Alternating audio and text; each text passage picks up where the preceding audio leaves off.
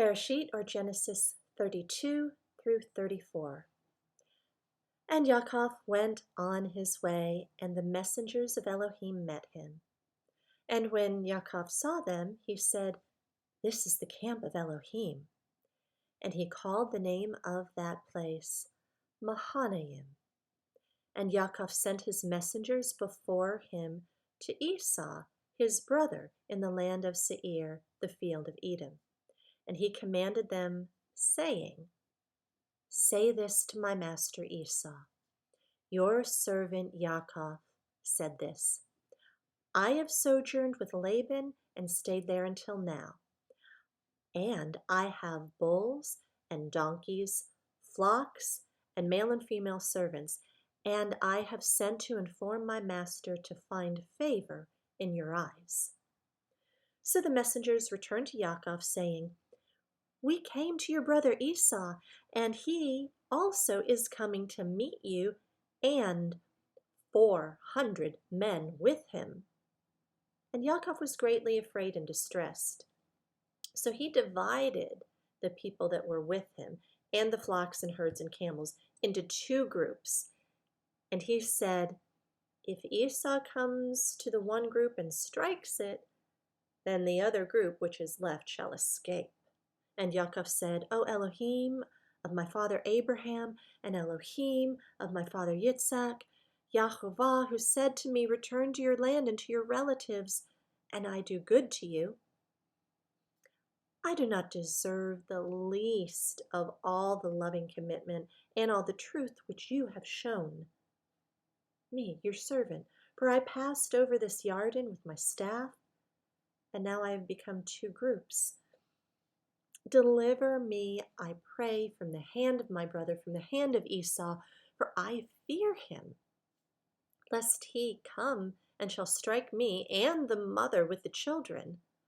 For you said, I shall certainly do good to you, and shall make your seed as the sand of the sea, which are too numerous to count." And he spent the night there, and took what came to his hand as a present for Esau his brother, which was 200 female goats and 20 male goats, 200 ewes and 20 rams, 30 suckling camels with their colts, 40 cows and 10 bulls, 20 female donkeys and 10 foals. And he gave into the hand of his servants every drove by itself, and said to his servants, "Pass over before me, and put some distance between drove and drove." And he commanded the first one, saying, "When Esau my brother meets you and asks you, saying, 'To whom do you belong, and where are you going, and whose are these in front of you?' then you shall say, 'These are your servant Yaakov's. It is a present sent to my master Esau.' And see, Yaakov is also behind us." So he commanded the second and the third, and all who followed the drove, saying the same thing, "Speak to Esau this same word when you find him. And you shall also say, 'Also look, your servant Yaakov is behind us.' For he said, 'Let me appease him with the present that goes before me, and after that, then see his face, and he might accept me.' And the present passed over before him, but he himself spent the night at the camp. And he rose up that night, and took his 2 wives and his 2 female servants, and his 11 sons, and passed over the ford of Jabbok. And he took them and sent them over the stream, and sent them over what he had. And Yaakov was left alone. And a man wrestled with him until the breaking of day. And when he saw that he was not overcome by Yaakov, he touched the socket of Yaakov's hip, and the socket of Yaakov's hip was dislocated as he wrestled with him. And he said, "Let me go, Yaakov."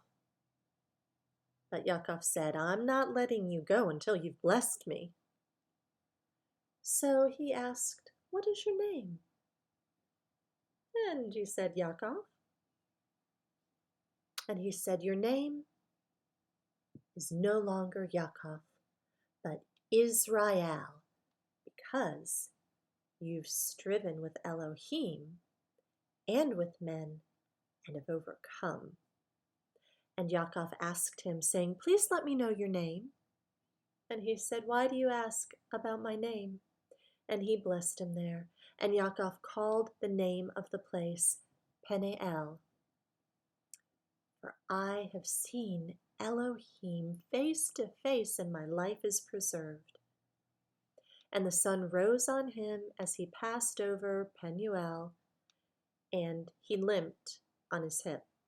That is why the children of Israel to this day do not eat the sinew of the hip, which is on the socket of the thigh, because he touched the socket of the thigh of Yaakov in the sinew of the hip. Genesis 33. And Yaakov lifted his eyes and looked and saw Esau coming, and with him 400 men. And he divided the children among Leah and Rachel and the 2 female servants. And he put the female servants and their children in front, and Leah and her children behind, and Rachel and Joseph last. And he himself passed over before them and bowed himself to the ground 7 times, until he came near to his brother. And Esau ran to meet him and embraced him and fell on his neck and kissed him, and they wept. And he lifted his eyes and saw the women and children and said, "Who are these with you?" And he said, "The children with whom Elohim has favored your servant." Then the female servants came near, they and their children, and bowed themselves. And Leah also came near with her children, and they bowed themselves. And Joseph and Rachel came near, and they bowed themselves. Then Esau said, "What do you mean by all this company which I met?" And he said, "To find favor in the eyes of my master." But Esau said, "I have enough, my brother. Let what you have remain yours." And Yaakov said, "No, please, if I have now found favor in your eyes, then receive my present from my hand, because I have seen your face like seeing the face of Elohim, and you were pleased with me. Please take my blessing that is brought you, because Elohim has favored me, and because I have all I need." And he urged Esau, and Esau took it. And he said, "Let us depart and go, and let me go before you." But he said to him, "My master knows that the children are weak, and the flocks and herds which are nursing are with me.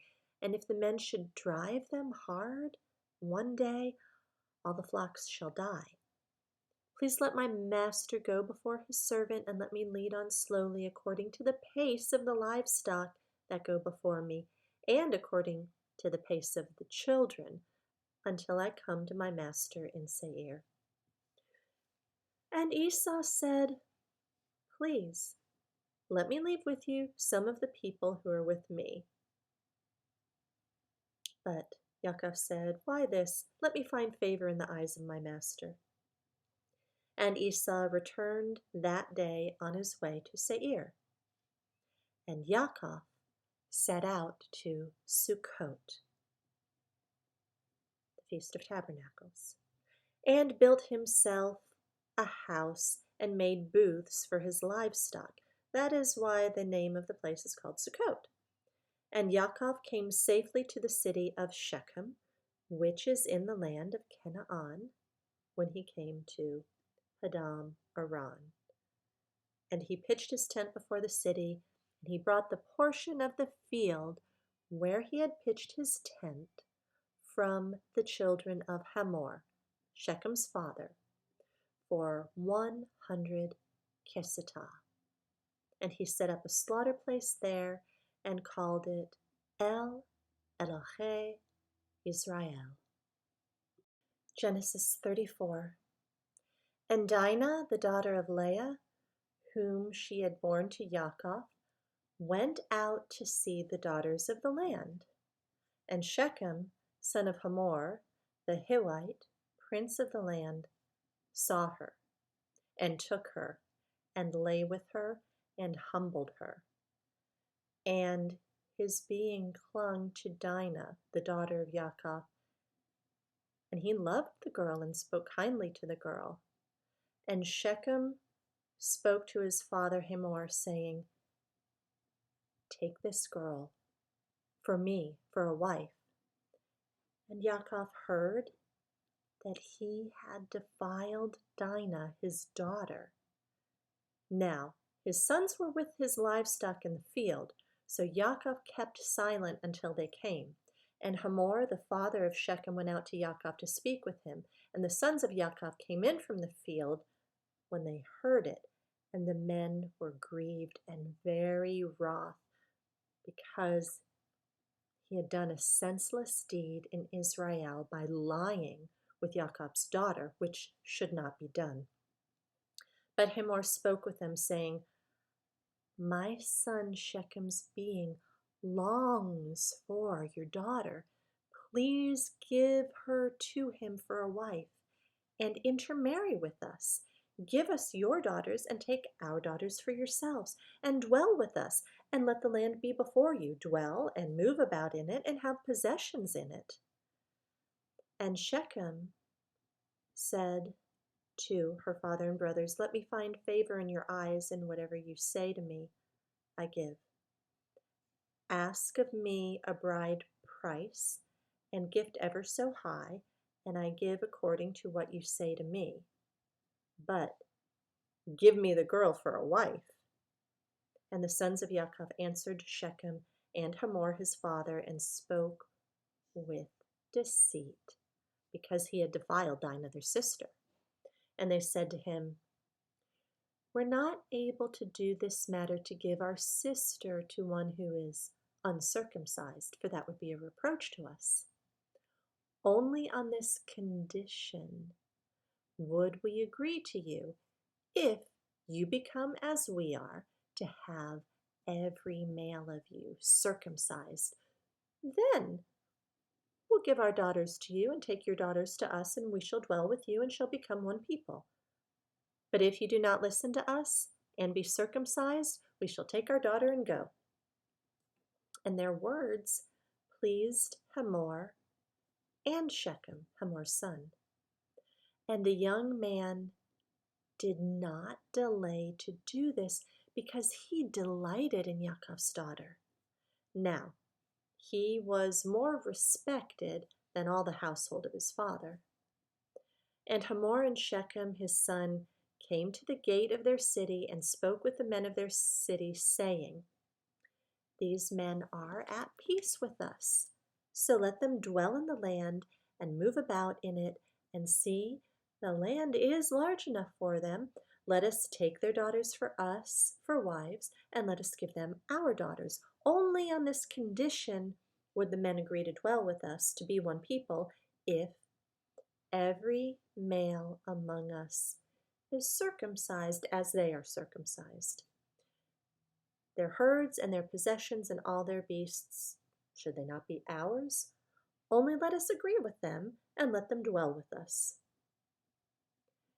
And all who went out of the gate of his city listened to Hamor and Shechem his son, and every male was circumcised, all who went out of the gate of a city. And it came to be on the third day, when they were in pain, that two of the sons of Yaakov, Shimon and Levi, Dinah's brothers, they each took a sword and came boldly upon the city, and killed all the males. And they killed Hamor and Shechem his son with the edge of the sword, and took Dinah from Shechem's house, and went out. The sons of Yaakov came upon the slain, and plundered the city, because they defiled their sister. They took their flocks and their herds and their donkeys and that which was in the city and that which was in the field, and all their wealth, and all their little ones, and their wives they took captive, and they plundered all that was in the houses. And Yaakov said to Shimon and Levi, "You've troubled me by making me a stench among the inhabitants of the land, among the Canaanites and the Perizzites, and I'm few in number. They shall gather themselves against me and shall strike me, and I shall be destroyed, my household and I." But they said, "Should he have treated our sister like a whore?"